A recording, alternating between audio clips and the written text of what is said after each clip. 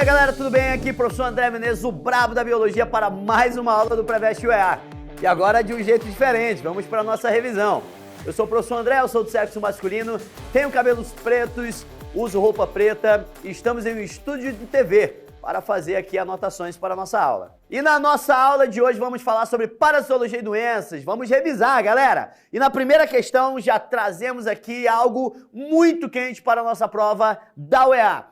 Na figura, os números de 1 a 5 indicam os alvos para testes de diagnóstico de doenças causadas pela Taenia solium em seres humanos ou porcos. E aqui ele traz, algumas identificações na nossa tela, onde a gente pode fazer diagnóstico da doença. Mas para a gente entender quais doenças a Taenia solium ela causa em seres humanos ou em porcos, a gente tem que entender o ciclo da doença. Então vamos revisar. Olha só, os alvos para manter o diagnóstico da teníase são indicados pelos números. Vamos lá. Gente, aqui eu trouxe uma figura de um ser humano para a gente entender exatamente a diferença de teníase para a cisticercose, que são duas doenças diferentes. Na primeira delas, você tem a ingestão de carne contendo uma forma larval chamada cisticercos. Se você ingere carne mal cozida, mal assada, contendo estes cisticercos, você vai ter o cisticerco crescendo dentro do ser humano e virando uma tênia imensa.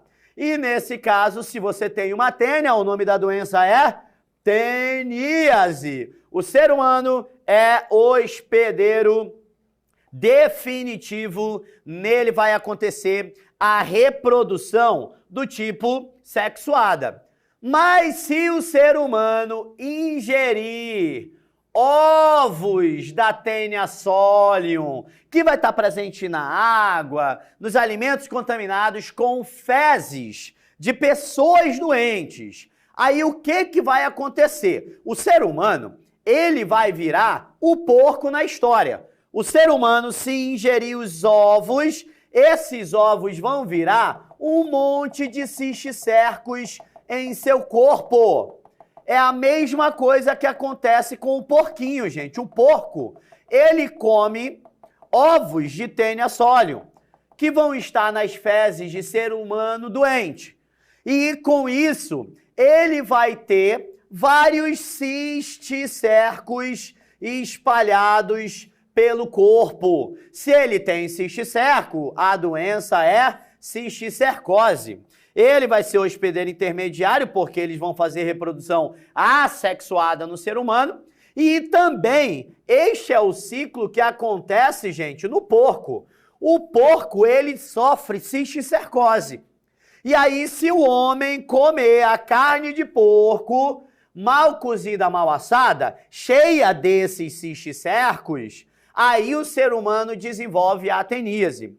Então, nesse caso, o ser humano ele pode ser tanto hospedeiro definitivo quanto hospedeiro intermediário. Depende de qual vai ser a forma contaminante para ele. Compreenderam? Então, os ovos, eles normalmente vão estar presentes nas fezes, tá? E os cisticercos vão estar presentes na carne de indivíduos. Compreenderam? Então, você vai ter duas doenças diferentes aí, certo? Bora então aqui para nossas respostas. O alvo para manter o diagnóstico da teníase estão indicados pelos números. No caso, gente, letra D de dado, 1 e 5 na nossa resolução. Beleza, gente? Vamos para a nossa próxima questão. Como eu falei, revisão, o ritmo de revisão, galera. Rumo à aprovação na UEA. Bora para a próxima questão. A amebíase é a quarta causa mais frequente de morte por protozoários. Olha aí, 70 mil mortes anuais no mundo. Nos países desenvolvidos, a ocorrência de amebíase está, em geral, ligada à imigração de trabalhadores vindos de países em desenvolvimento. A doença citada é transmitida pela, né? Aqui estão as nossas alternativas e vamos entender um pouco sobre a amebíase, né? Gente, a amebíase era causada pelo protozoário da classe Sarcodinia, chamado Entamoeba. Entamoeba histolítica, certo? A entamoeba histolítica, tá, gente? É essa mesma. Quem nunca, né, teve uma disenteria amebiana na vida, né? Diarreias, dores intestinais fortes, severas, né? Muitas vezes pode acontecer até lesões intestinais, causando ali possíveis sangramentos. Então, a nossa entamoeba histolítica, ela tem aí um contexto muito ligado ao saneamento básico. O que é isso, prof? Conjunto de medidas que se tem em um ambiente para prevenir certas doenças e garantir a qualidade de vida das pessoas. Um deles, que é garantido, é a água tratada, gente. A água tratada, cara. Mas, prof, o senhor está querendo me dizer, então, que as pessoas não têm água tratada, por isso que elas pegam certas doenças. Correto. Uma dessas doenças, gente, é a entamoeba histolítica. Por quê? Porque as formas contaminantes, os cistos contaminantes da entamoeba histolítica, eles vão estar presentes, gente, olha só, na água, vão estar presentes em alimentos. Então, se nós não higienizarmos corretamente os alimentos e não tomarmos água limpa, o risco de contaminação, não só da entamoeba histolítica, mas também de outras parasitoses cuja contaminação ocorre por essa via, é muito grande. Resultado, característica muito comum de países em desenvolvimento, como é o nosso, certo? Normalmente, países desenvolvidos, você comumente não vai ter essa doença, porque lá eles têm saneamento básico, lá eles têm água tratada, eles têm esgoto, tratamento de esgoto, e é algo que, infelizmente, no nosso país é muito deficiente. Prof, então o senhor está querendo dizer que se aqui a gente tivesse saneamento básico, a gente evitaria, minimizaria e, às vezes, inclusive, até extinguiria essas doenças? Com certeza. Por isso que elas se enquadram, gente, em um quadro de doenças negligenciadas. Doenças que existem formas profiláticas para se evitar, mas normalmente não se faz por conta da falta de recursos, correto?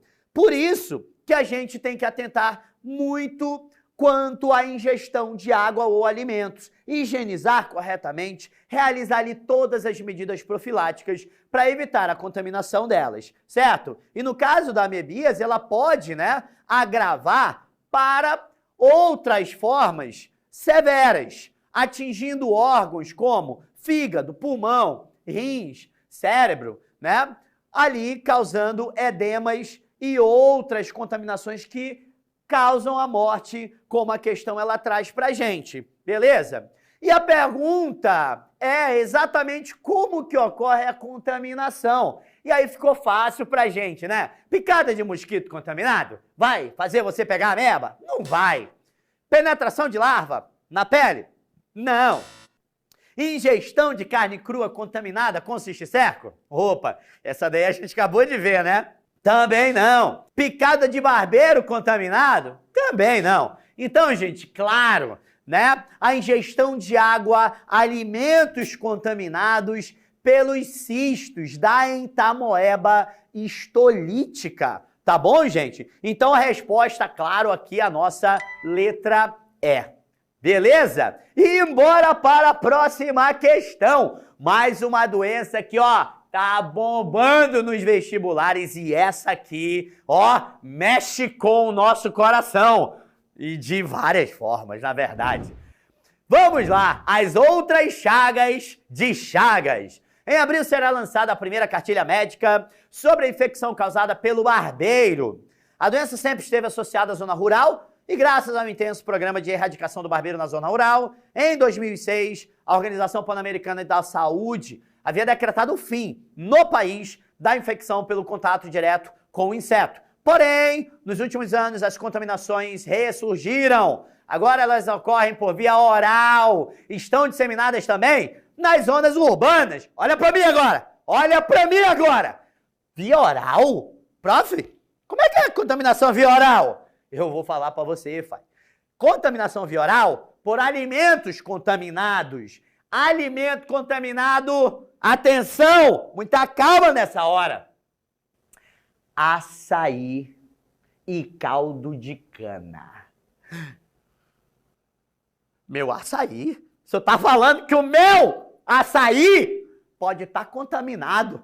Prof, me diz que esse negócio não tem aqui no Amazonas, não. Não tem, é? Não tem. Não tem é pouco. Se liga.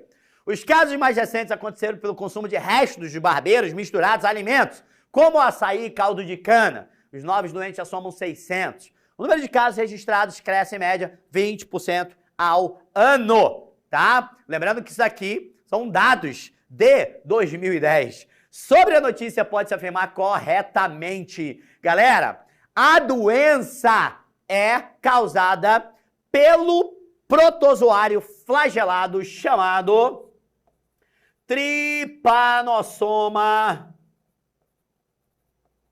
cruzi. Trypanosoma cruzi. E ele é disseminado pelas fezes do barbeiro.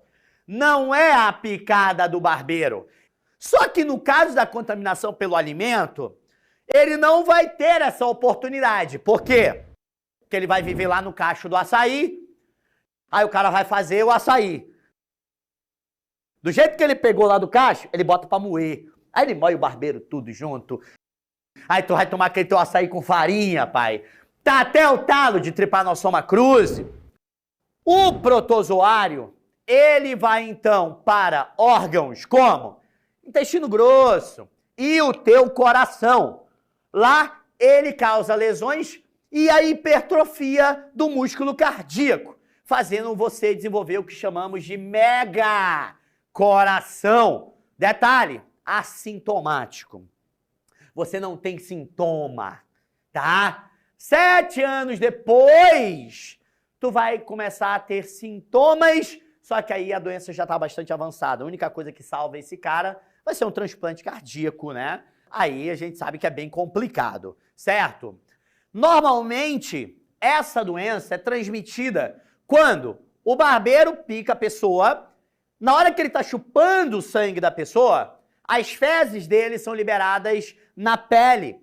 E ali, a pessoa normalmente tende a coçar, normalmente a pessoa tende a gerar alguma fissura na pele, e aí o barbeiro entra se encaminhando para esses órgãos, certo? No caso da contaminação via oral, você não vai ter isso, porque a taxa de contaminação vai ser absurdamente alta, justamente porque eu não vou ter a barreira da pele para filtrar uma quantidade de protozoários que vai entrar no teu corpo. Então a quantidade de protozoário, pelo fato de você ingerir completamente, é muito alta. Beleza, gente? Mas, prof, nunca mais eu vou tomar açaí na vida? Não, não seja tão radical, certo? O açaí e o caldo de cana, quando pasteurizados, elimina a possibilidade de contaminação pelo Trypanosoma cruzi, beleza? Muito bem, então a resposta, a letra D de dado. Na transmissão via oral, o organismo humano recebe uma carga de parasitas maior que aquela recebida nos modos convencionais de transmissão da doença.